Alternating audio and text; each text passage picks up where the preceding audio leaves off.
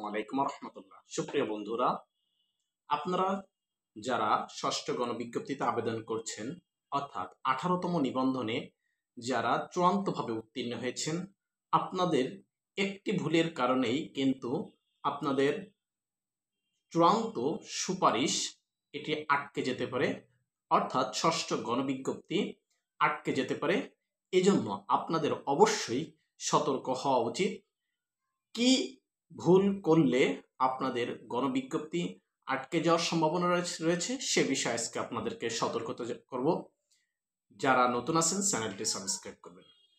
আপনারা সকলে অবগত আছেন যে ষষ্ঠ গণবিজ্ঞপ্তি ইতিমধ্যে চলমান, অর্থাৎ জুন মাসে যখন আপনাদের নিবন্ধন ভাইভাই চূড়ান্ত রেজাল্ট প্রকাশিত হয়, এই রেজাল্ট প্রকাশিত হলে 15ই জুন থেকে যারা অনুত্তীর্ণ ছিল এই অনুত্তীর্ণ প্রার্থীরা আন্দোলন চালিয়ে যাচ্ছে।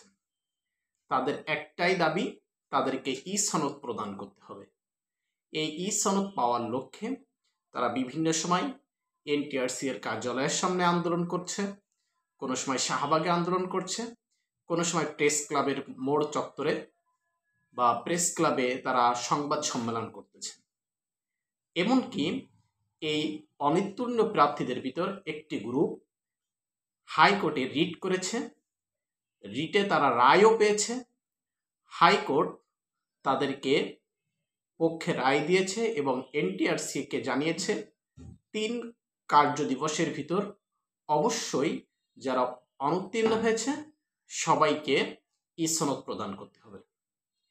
এটা আপনারা অবশ্যই সবাই জানেন।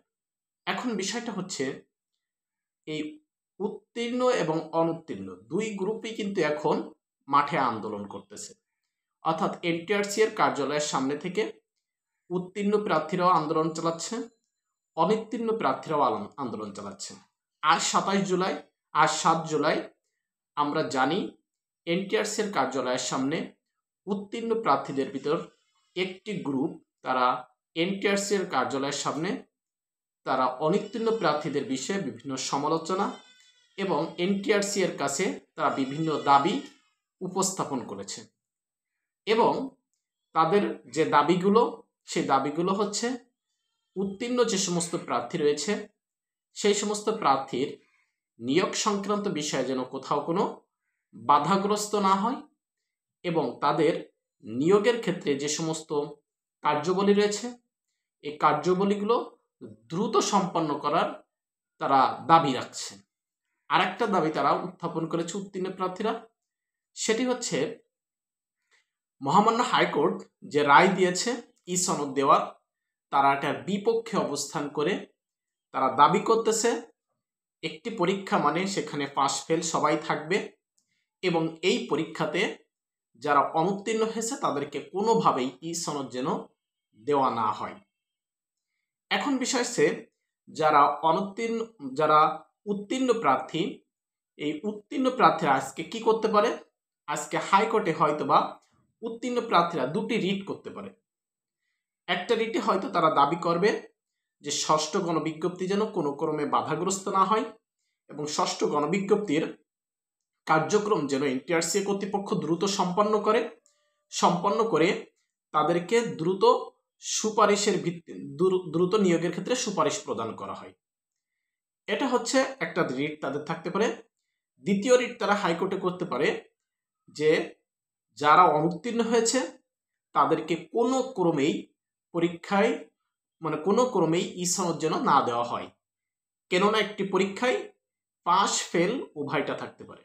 এখন উত্তীর্ণ প্রার্থী যারা তাদের এই দাবিগুলো কিন্তু যৌক্তিক দাবি। একটা পরীক্ষা মানে সেখানে পাস ফেল থাকবে, এটা 100%, সবাই পাস করবে না, এটা থাকবে। আবার তাহলে এই 2টা রিট যদি তারা হাইকোর্টে করে এটার আবার শুনানি হবে পরবর্তীতে। আবার এদিকে অনুত্তীর্ণ প্রার্থী যারা, তাদেরও কিন্তু যৌক্তিক দাবি যে দীর্ঘ সময় ধরে পরীক্ষা প্লাস এখানে অনেকের হাজার প্রার্থীদের বয়স শেষ হয়ে গেছে, আবার ভাইবা বোর্ডে অনিয়মের অভিযোগ উঠেছে তারা। এছাড়া এনটিআরসি কর্তৃপক্ষের যিনি চেয়ারম্যান তিনি যে বলেছেন নিজ মুখে যে বিভিন্ন বোর্ডে বিভিন্ন ধরনের সমস্যার কথা বলেছেন, এমনকি যে রেজাল্টটা প্রকাশিত হয়েছে, এই রেজাল্টটা প্রকাশিত হওয়ার 15 দিন পরে আবার 100+ প্রার্থীদেরকে এখানে উত্তীর্ণ দেখাইছে, এরকম ধরনের অনিয়মের অভিযোগ তুলেছে। এবং তাদের যে দাবি যে তাদেরকে ই সনদ প্রদান করতে হবে, সেই ই সনদেও তারা দাবি করতেছে যে আমরা যারা পরীক্ষায় অংশগ্রহণ করেছি সবাইকে ই সনদ দিতে হবে, কেননা এখানে অনেকেরই বয়স ইতিমধ্যে শেষ পর্যায়ে চলে এসেছে। এখন বিষয়টা হচ্ছে এনটিআরসি এর অনুত্তীর্ণ প্রার্থী যারা রয়েছে তাদের এখানে কিছু দাবি কিন্তু যৌক্তিক দাবি রয়েছে। এই যৌক্তিক দাবি অনুযায়ী তারা কিন্তু হাইকোর্টে রিট করেছিল এবং রিট করে তারাও কিন্তু একটা ভালো ফল পেয়েছে, অর্থাৎ রিটে তারা জয়ী হয়েছে, তাদের পক্ষে শুনানিটা এসেছে। এখন বিষয়টা হচ্ছে তাহলে এনটিআরসি কর্তৃপক্ষ কি তাদেরকে ই সনদ দিবে?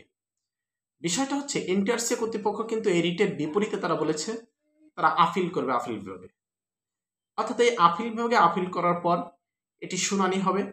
শুনানি হওয়ার পর দেখা যাচ্ছে যদি এটা খারিজ করে দেয় এনটিআরসির দাবিটা, তাহলে যারা অনুত্তীর্ণ হয়েছে তাদের আর কিছু তাদেরকে অবশ্যই ই সনদ দিতে হবে।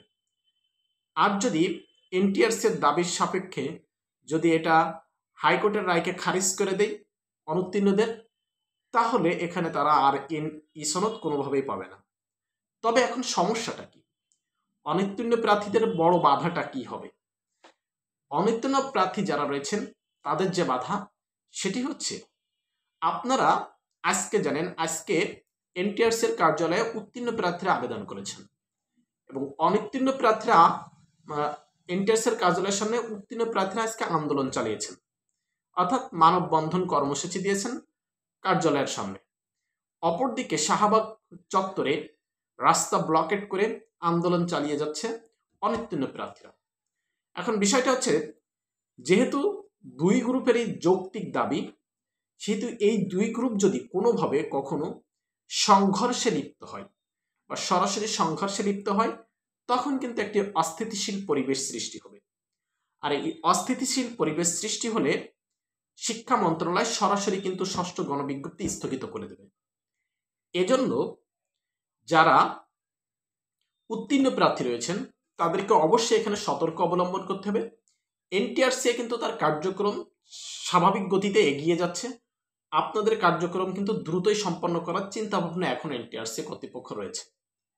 কিন্তু যদি কোনো দুর্ভাগ্যজনকভাবে আপনারা যদি অনুত্তীর্ণ প্রার্থীদের সাথে যদি কোনো কারণেও উত্তীর্ণ প্রার্থীরা সংঘর্ষে লিপ্ত হয়ে যান, সাথে সাথে কিন্তু আপনাদের ষষ্ঠ গণবিজ্ঞপ্তি স্থগিত করে দেবে এবং স্থগিত করে দিয়ে পরবর্তীতে সিদ্ধান্ত নেওয়া হবে এমন একটা ডিক্লারেশন দিয়ে দেবে। কিন্তু এজন্য উত্তীর্ণ প্রার্থীদেরকে অবশ্যই একটা বিষয়ে সতর্ক করতে চাই, আপনারা কোনো ধরনের উস্কানিতে পা দিবেন না এবং আপনাদের বিরুদ্ধে যে সকল ষড়যন্ত্র করা হচ্ছে এই সব ষড়যন্ত্র আপনাদের অবশ্যই বুদ্ধিমত্তার সাথে এগুলো মোকাবেলা করতে হবে। আপনাদের দাবিগুলো, উত্তীর্ণ প্রার্থীদের দাবিগুলো অবশ্যই যৌক্তিক। আশা করি এনটিআরসি কর্তৃপক্ষ উত্তীর্ণ প্রার্থীদের দাবিগুলো আমলে নিয়ে তারা অতি দ্রুত আপনাদের নিয়োগের কার্যক্রম সম্পন্ন করবেন। তবে এক্ষেত্রে উত্তীর্ণ প্রার্থীদের অবশ্যই ধৈর্যশীল হতে হবে, সহনশীল হতে হবে, কেননা আপনারা কিন্তু সফলতার চূড়ান্ত শিখরে এসে পৌঁছে গেছেন। আর একটা কি দুইটা ধাপ হলেই আপনারা শিক্ষক হিসেবে নিয়োগ পাবেন। এখন এই সময় এসে কিন্তু আপনারা কোনো ধরনের ষড়যন্ত্রের জালে পা না দিয়ে আপনারা স্বাভাবিকভাবে সঠিক সিদ্ধান্ত নিয়ে বুদ্ধিমত্তার সাথে আপনাদের আগামীর পদক্ষেপগুলো গ্রহণ করবেন। তা না হলে আপনাদের যদি ষষ্ঠ গণবিজ্ঞপ্তি স্থগিত করে দেই, সব থেকে বেশি সমস্যায় পড়বে হচ্ছে উত্তীর্ণ প্রার্থীরা। অর্থাৎ অনুত্তীর্ণ প্রার্থীরা যে সমস্যার ভিতরে আছে তার থেকে বেশি সমস্যা হবে উত্তীর্ণ প্রার্থীরা। কেননা পরবর্তীতে যে আবার কখন এই গণবিজ্ঞপ্তিতে প্রকাশ করবে সেটা কিন্তু আর বলবে না, অর্থাৎ এই ফলাফল যে কবে আসবে সেটা বলবে না শিক্ষা মন্ত্রণালয়। সেক্ষেত্রে কিন্তু দীর্ঘ সময়ও আপনাদেরটা যেতে পারে। এই জন্য আপনারা সাবধান হবেন, আপনাদের জন্য সতর্কতা থাকলো। আশা করি অতি দ্রুত আপনাদের নিয়োগ কার্যক্রম সম্পন্ন হবে এবং আপনাদের একটি উত্তম রিজিকের ব্যবস্থা হবে। ধন্যবাদ সবাই।